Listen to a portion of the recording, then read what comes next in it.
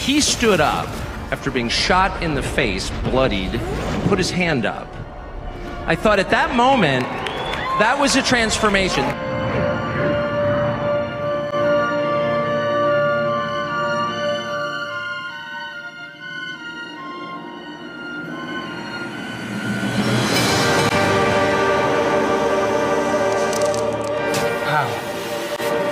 He is the one.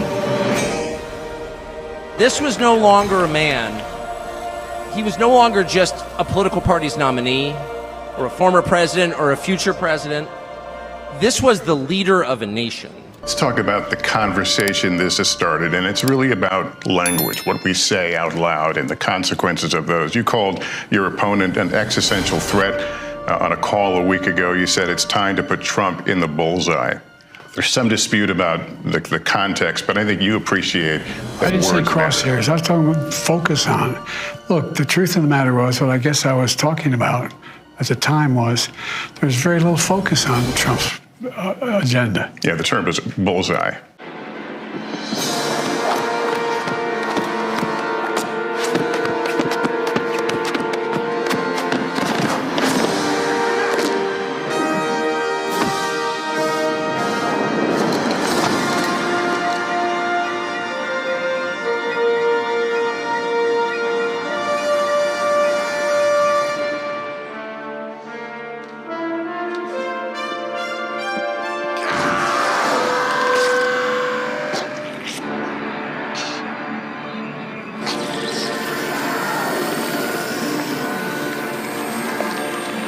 Being a leader is very different. It's not a title. It's organic.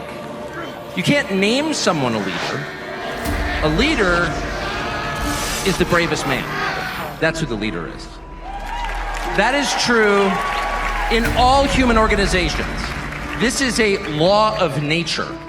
And in that moment, Donald Trump, months before the presidential election, became the leader of this nation. He turned down the most obvious opportunity in politics to inflame the nation after being shot.